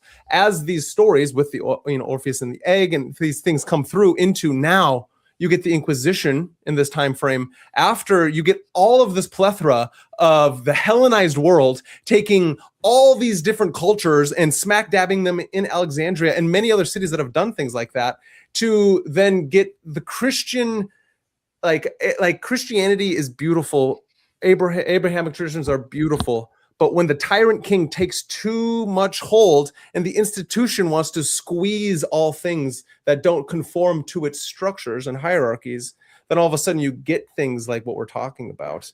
And this really strange thing about like the Gnostics only thinking that all materiality is evil, right? When some thought that, but that wasn't all of them. Iamblichus definitely, was a Platonist, also a Gnostic in his own way of trying to make this ascent. So I feel like a lot of this is a mistaking the map for the territory and not understanding a lot of these things. And then I think it's really important to go into why, Nick, like I think you are having this thing kind of come together is because of in the mainstream exoteric nonsensical idiots out there who have no fucking understanding of hide from tail. I don't know. There's like a saying, but like it's like these individuals are talking nonsense because they don't even know how to read books.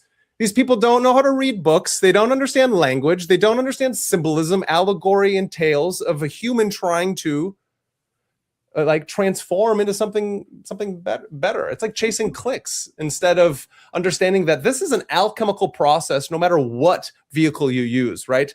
The vehicle doesn't matter. You can get it through Christianity because they have tons of feminine saints, right? Nick, we were talking about the woman who fucking is brilliant and she does the music and yeah. If you were to look at her liturgy, just what you can Hildegard, right? The church acknowledges that you could pray to her for. It was just like, why would you even fuck with any goddesses? Like, just the amount of shit that I'm just keeping it real. Like if you look at some of these women's liturgies, like what the fuck? These bitches were bad. The Christian mystics, it's so important to not like throw the baby out the bathwater, which is what a lot of these fucking individuals do when they go total bro on us all, Yeah. I just want to. Sorry, Earl. Yeah. I just wanted to. Oh, sorry. Just really quick. I wanted to just say Plotinus was kind of more of like a specific case, and he does not represent all Neoplatonists. He was kind of extreme in his bias, but I do think it had a huge effect. And sure. Brandon is so right that it's, if you don't incorporate the physical, you can't reach rubedo. Yeah, nice. Yeah. What I was just going to say about like the idea of the bestial nature, like from a Buddhist perspective, I do not like the idea that we would ever include that with women, because I think that is something that has gone wrong in our world, is that women are the bestial. And that's what they look at Kali, they look at all these goddesses that are protectors, and they're like, that's a wild beast. And it's like, no, that is a goddess. Yeah, that is a fully embodied divine feminine protecting her right. And so I just like the idea of bestiality and like, bestial nature is, I think, from a perspective, like not something that we want to acknowledge as like a feminine quality. Yes, we are of the earth, but like the bestial nature from a perspective of Buddhism, and I think a lot of traditions, is a lower resonance of like the 10 worlds. So like one of the lowest worlds is the world of animality, because it doesn't have any sort of ability to control itself. And so if we put divine feminine with beasts, like that's not what it is. And so I find that is such a downfall for perhaps what happened in Christianity in that sense. And I just want to respond to that. Sorry, I'm going to respond to it really quick, Jules. Okay. So in Tantra, we actually do live in the animal world, and the dakinis are often depicted as riding vahanas of animals or with animal heads. Now, this is really important, and because we all live on the carnal ground as well as the garden. Right? Like we are non-dual, so we exist in both places at the same time. And this is maybe the difference between like Tantric Buddhism and like Mahayana Buddhism. But we really look at it like, yes, the divine feminine force can be non-dual, extremely ferocious, take blood offerings, be extremely destructive. They are agents of Mamos, which is the Tibetan word for chaos. They are Mamos goddesses. They are the embodiment of chaos. And yes, sometimes that can be of lower consciousness. It can be plagues, it can be war, it can be famine, it can be all of those things. And some of those goddesses are then propitiated to remove the Mamos that they create. So I just want to say that if you really take a non-dual perspective, it's both. They are not just divine. They have different stages of consciousness, like you were talking about, Kaiba, like from the lowest world to the highest world, but these are conceptual states of being. Just like we can aspire higher than the mid-tier God realms. This is my big contention with certain kinds of online paganism, is that they believe that we only stay static at this what we would consider in Tantra to be a mid-tier God world. But that's not the point of Buddhism. The point of Buddhism is to go to Or Ein Sof, or to go to the non-dual, like formless reality. But again, like to echo what both Brandon and Arrow said, it's not a rejection of the body. It's not a rejection of the three world system. It's an integration of those things through consciousness and through praxis. And I also wanted to say that I thought it was brilliant that Eros made the connection between Plotinus and St. Augustine, who was a Manichaean, which is a breakaway branch of Judaism, Christianity, Buddhism, and Zoroastrianism, and various other religions. He was a syncretist.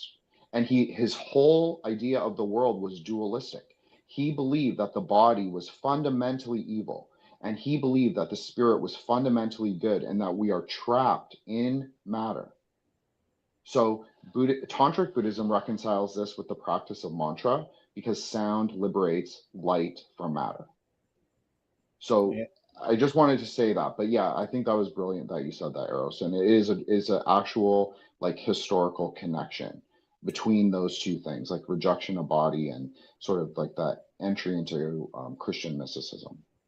Shout out manas, and yeah, no, the Manichaeans had manas, and we actually talked about that on prior show. But to what Kaiva was saying, yeah, there is this kind of bestial nature, and men have to embody this. I think like it's a part of us, right? And so like I was talking about earlier, in Northern mythology and history, you have like the Ulfnar, right? The wolf warriors. You have the berserker that takes on these specific bestial archetypes, but it's to protect the feminine, right? It's to protect the women and the children. And this, and Jen, I know you don't like Wotan. I know you don't like Odin, but Odin had to work with Freya. I like him the just satyr fine. magic. I like him just fine. Okay. Well, he had to work with Freya to learn the satyr magic, right? Like he had to, in order to be who he is today, right? And he sent Brunhild to Sigurd to lead him on the right path, and then them both being in this, physical world, they both fell to their own, sins, I guess you could say. Yeah, and it's something, and now Odin, you see online people go, oh, he was a cross dresser, just because he embodied the divine feminine. It's pretty silly. It's like, what do you read? I really want to ask people, do you take everything in the Bible literally? You can't interpret it as esoteric. They do. Yeah, no, that's what I'm saying. Yeah, it's fucking yeah, bro. Well, they do to a point. It becomes Because esoteric when you want to show. They do to a point, because if you're looking at the divine feminine, there are plenty of books within the Old Testament that really glorify the events and the steps that women had taken in faith, and they're not spoken about. They're not demonized. They were, and someone put it in the chat, who chose the books that's in the current Bible that most people look at. There are plenty of books of women who exude the energy of the divine feminine that people don't even talk about. My named predecessor, Judith, is one of them. I didn't even know about her till I was older. Nice. These are feminines that everybody who's against the divine feminine, who are part of the Abrahamic religions, tend to overlook. Any argument they have against the divine feminine is knocked out if you look at these books, if you read these books. So I find it hard for someone to come at me and say they're devout and they don't know these books, they don't know these women, saints included, and demonize the divine feminine. They exude that energy. So you're telling me because it's not the norm now, the divine feminine's energy is satanic, but Judith was not? Mary is not? Pick and You gotta- choose. They like to pick and choose. Yeah, I was even going to say that. Like, I mean, how do you even like, I mean, Mary popping out a kid without sex? I mean, that's not a divine feminine right there. How Right. do you- Yeah. I mean, come on. Yeah. And then all the cults that what you were talking about with the talk was parthenogenesis, right? So you had the idea of being able to create from, just a single cell organism, creating it by itself, parthenogenesis, the virgin birth. This was like meiosis or mitosis. It's like another reiteration of how, things are created from nothing into something. Something I wanted to touch on that's maybe kind of deep into our psyche as far as like the aversion. Kali is, of course, just one layer or personification of the divine feminine, but it's taken to be, oh, that's destructive, ruinous. But one simple metaphorical understanding of Kali being destructive and overcoming is the quality of women to help men develop. And it usually comes through not in a clash, but women are excellent at slicing off the superfluous silliness that men might think without the contrast and build of the feminine. And so the aversion to that, I think, is part of the dark psyche of men to be automatically, oh, it's a bad woman that's going to attack me. No, what's the symbolism, right? It's to really enhance the man. That's what women do. Yeah. That like supernatural woman idea of leading you into I'm like just the gonna mysteries. sorry, Brendan. I'm just gonna respond to Jules really quick about the Wotan Odin thing. It's not that I'm upset. I'm not at all, Jules. Okay. I don't dislike any deity. I have no problem with pagans. Don't ever at me, like anyone listening. I don't care. I'm not going to believe in your religion. I'm happy in my own. But I respect do that. not. Yeah. Okay. But I do not worship worldly gods at all. Point blank, period. I do not worship worldly gods. I take refuge in the Buddhas and the Buddhas alone. So people can understand that however they want. That's enlightened energy. It's not worldly energy. And so then, but I to would like to respond talk to you about that sometime. well, I'd love to, talk about cable and that with you anytime. Yeah, man. But For sure. yeah, I want to just respond. What Ethan said is correct. But I would say this is why we prefer the red Dakini forms in Buddhism, because then she embodies the Rajasic energy. It's not just the tamasic, destructive, sinful energy.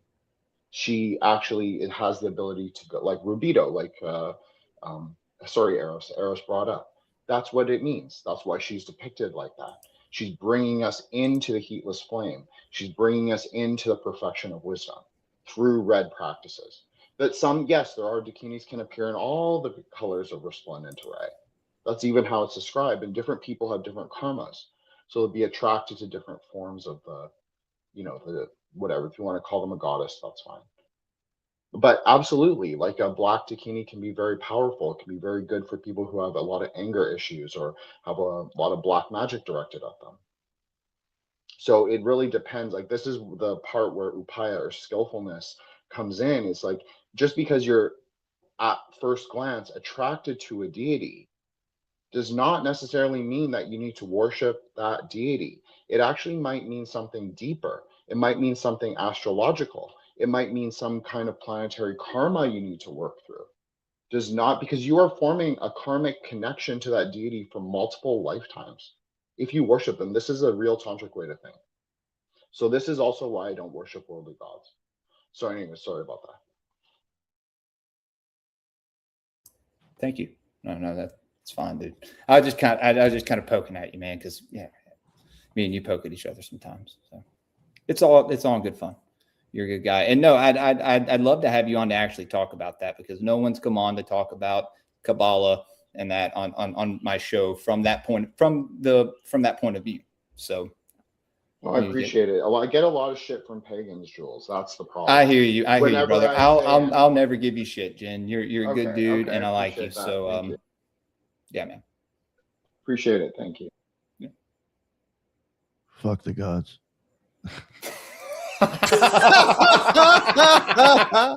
That's Thanks, good. Nick. Yeah, that's hilarious. There we go. Well, I think that's Nick. I'm gonna frame off of that, and I like that, and I think it's really important, the fuck the gods thing, because it's to understand where we're at in our human consciousness, right? I think it's the idea of the gods, gets anthropomorphized, and we misunderstand the natural forces that we're trying to understand, not only in our the world, the external world, but also the embodied internal world. And the divine feminine, again, that's what we're talking about, is one principle that is a major principle that has many aspects and modes of being. And those modes of being of the many principles of the divine feminine also reflect themselves in the cyclical nature of the aeons and how we move through the cycles of time. And I also definitely agree with Jin as he's talking about every country or whatever a culture has their own time that they're moving within, because to bring up then Heidegger is that each one of us, Dasein, being there in the world, we are time embodied into the world. There's no time outside of human consciousness and the embodied action. Just like there is no human being without the divine feminine and divine masculine principles. And these principles are principles of forces of nature as they move through the world.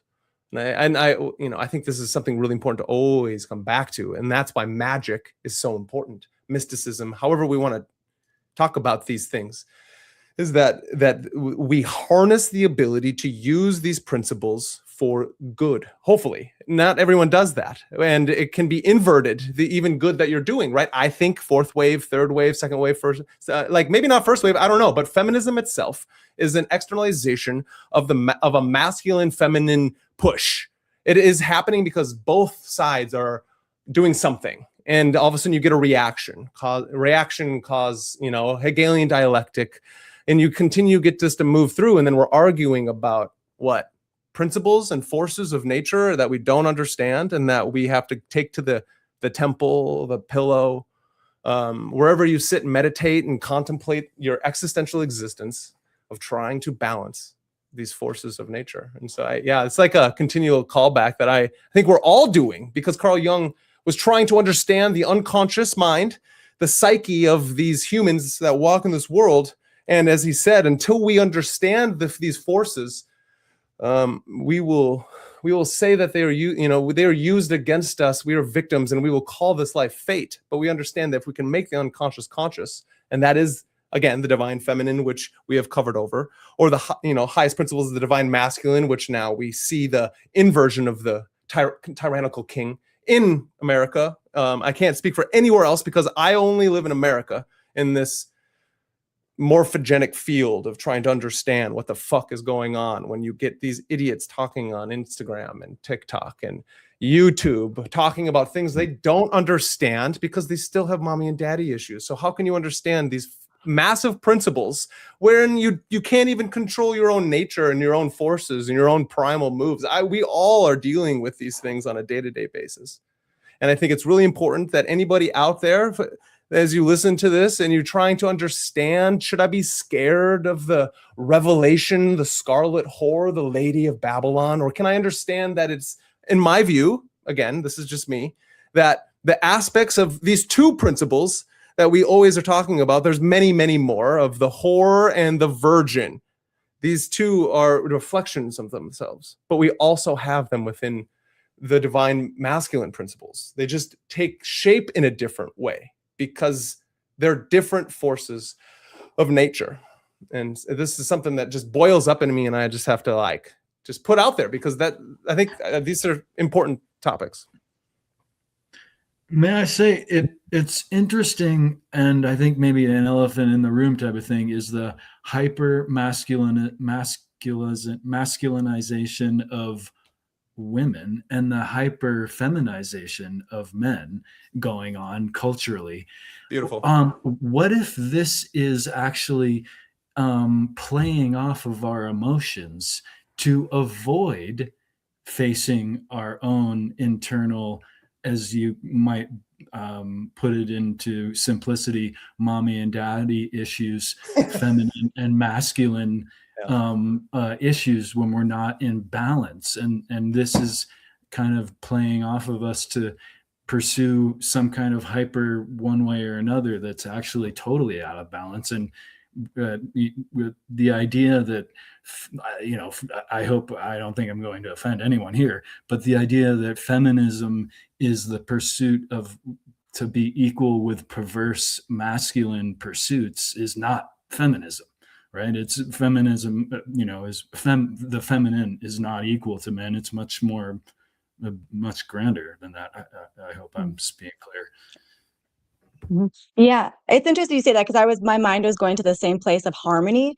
Like when I do also think of the divine feminine, like I do think of all the dark abyss and all that looks chaotic, but is it actually chaotic, or does it just appear to be chaotic because we don't know divine order, right? So there is this idea that within the divine feminine, there is also this beautiful harmony that we try to control. And I think that's maybe why the divine feminine is demonized, is because people want to know what's going to happen.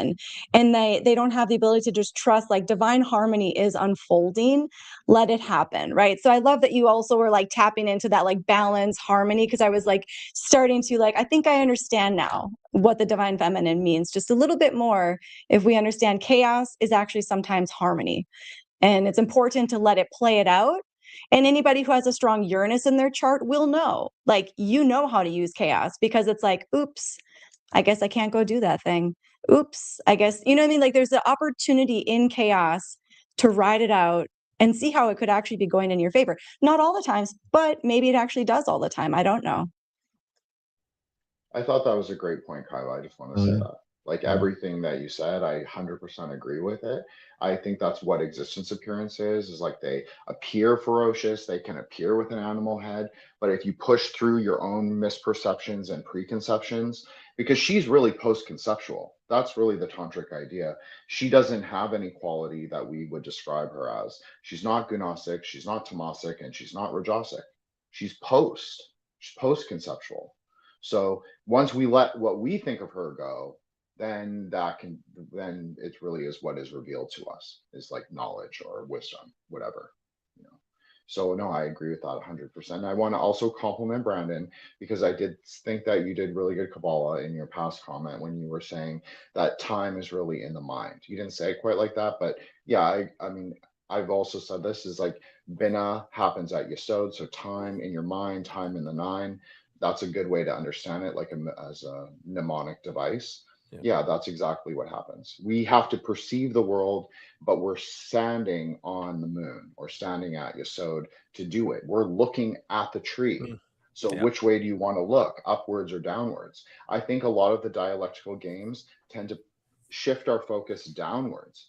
And I would say if we're truly non-dual, and maybe we're not all non-dual, maybe I'm not even non-dual, but at least conceptually, I'll just say that I think, and Tantra would agree with me, is that it's really important to look up.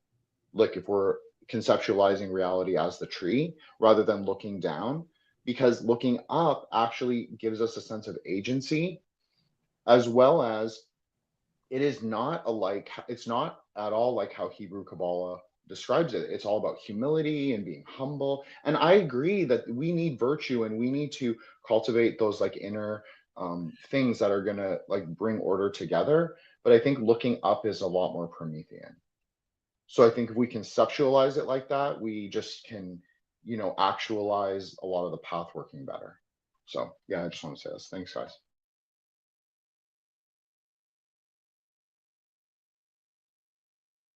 That was good. Thank you. Did anybody have anything else that they wanted to add? We're almost at 2 hours. Probably wrap it up at this point. No, nothing. All right. Sure. Well, we probably could, but we are all like, we're like, well, we could. Part 2 is in order. 2 of 64, right? Part 2 of 64 is coming up soon. Good for sure.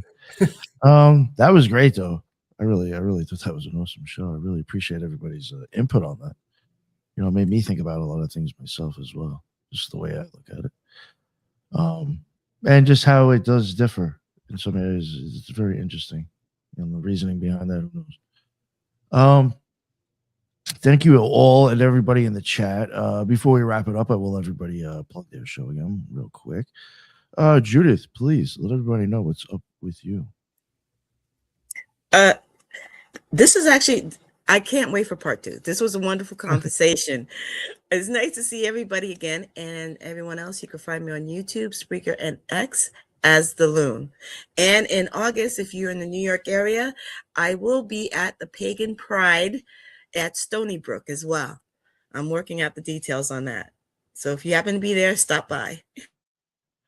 I said, you know, when you told me about that, I was actually going to ask you if that was in Stony Brook. Yes, this I is remember Stony when Brook. I was in, I mean, even when I lived out in Long Island, when I was in the OTO, I remember it was out at Stony Brook. I was like, shit. I was more familiar with the one in the city, but they don't have that one anymore. So I'm looking forward to it. There should be a good turnout out there, I would think. That's a nice, good for you. When you told me that, I was rather impressed. I was like, that's actually a good spot for promotion, in my opinion. Good. Jin the Ninja, what is up? Thanks, boss. I really had fun, obviously. I love, playing the polarities, doing this adversarial sort of like role, I guess. So if people want to check me out, they can check me out at Threshold Saints on IG and also X, and my personal account at Wukong Reborn. And all my links are there. Obviously, YouTube, Spotify, Apple, Substack, it's all there. And thank you to Kaiva, Ethan, Brandon, Jules, and of course Eros, and a double of course to Judith. Thank you so much, and thank you for the question. I really appreciate it, and I also had a blast. So thanks, guys. Appreciate it. No, thank you. I appreciate you making it, Jen. My man. And Kaiva, what is going on, Kaiva? Yeah, thanks for having me on the chat. This was really fun to circle through everybody's brains and come to like some new understandings. It was great. So everybody can find me at 11kaivarose33.com. That's my website if you'd like to schedule a reading. You can also find me on Instagram, Facebook, and YouTube at Kaiva Rose. I do weekly and daily astrology videos. So looking forward to seeing you all soon. Thank you. Thank you very much. I appreciate you making it, Kaiva. Ethan Indigo, my man, what is up? Once again, thank you guys for the education and the inspiration. And every time we get together like this, it's like occult intelligence. So I appreciate you guys immensely. Ethan Indigo Smith on all the social media. I really appreciate interaction and communication. If anyone wants to reach out, and I should be easy to find. And appreciate you guys. No, thank you, Ethan. I always appreciate it when you make it on, sir. For real. Brandon, what is up, Magus? Thank you so much. I appreciate it. Yeah, no, I appreciate you. Nick putting this on. The Occult Rejects, as he said, is a ragtag of Wu-Tang Clan members. We all ain't nothing to fuck with, as they say. And so I think it's really important that people know that if they, a true safe space is one where you can speak freely and be able to take, like we all have different ways we're all sovereign magicians. And I think that's something that everyone, and that's my view, is that everyone eventually will figure that out for themselves, whatever words they want to use. And the dialectic, the conversation is why we're here. It's the public square. And this is where we are supposed to do these types of things and have these types of conversations. And so everyone out there is a lot of strange things going on in this world. And the best way to get through it is with a community of individuals who can have hard conversations during hard times. And so thank you to Nick. Thank you to everyone, Jin, Judith, Kaiva, Ethan, Jules, and Eros. This is how it's done, and this is how the future is changed for the good. And so everyone can find Magus in the media on all the things. Subscribe, like, and share to me and all these beautiful people, from the Rejects to Kaiva Rose to Threshold Saints to what Judith is doing to the gray pill to Ethan Indigo with his Tai Chi magic and Eros as she platonizes herself up towards the forms. And so everyone out there, thank you for such a wonderful evening. That was awesome, dude. Thank you so much. Thank you. Eros, what is going on, Eros? Thanks, guys. This was a lot of fun. Oh, yeah. Yeah, this was awesome. I always have so much fun. And obviously, I watch you guys all individually, so it's fun to be able to talk with you guys because you're all very entertaining and always have such good things to say. So thank you. You can find me at YouTube as Aerosup, and then you can find me on Twitter at Eros to Ethos. Thank you very much for coming on here. I appreciate it, Eros. Always do. My man, Jules. What is All it? right, man. Thank you for having me on, Nick. This was an incredible discussion. I actually learned a lot, as I always do, and I can't wait for part 2. So, if you're watching, go over to occultresearchinstitute.org. Check everyone out there. Go over and follow at The Occult Rejects on YouTube. You can find me on X at Graypilled 3Ds, and then go over to Rumble, YouTube, or Patreon. Check out what we're doing over there. Gods of the Morningwood next week. Box Saga and Adepts in the Western Esoteric Traditions, like part 8, I think. So Occult Cinema this week as well. We're doing Begonia. So I will. Yeah, I got to check with Zaralap, but we, that's a Patreon show. So if you want to find most of my content, you can go over to Patreon. The live stream last night got taken down off YouTube for hate speech. So I don't know what I said, but the algorithms didn't like it. But may do another one tonight. Who knows? Anyway, again, this was great. Thank you guys, and like I said, can't wait for next time. Got to get Miss Babylon in here. She was in the chat throughout the whole show. Yeah, I saw that. She loves you guys. I mean, she did numerous Graypilled streams and hated my entire audience, but then she comes on the Occult Rejects one time, and it's like, blissful. So that's awesome. Thank you guys for, Of course, thank you, Jules. I always appreciate you can make it, man. I was glad you were able to make it tonight. Thank you. Yeah, I had a blast. We definitely do a part 2. There was plenty of things that I could have still went on about or nerded out on, or just different ways I look at, the divine feminine. But yeah, it was a blast. Everybody in the chat, that's what's up. I appreciate any comments in there or people trying to add to what we're talking about. That's what's up. That's why we go live. And yeah, until the next one, everybody be well.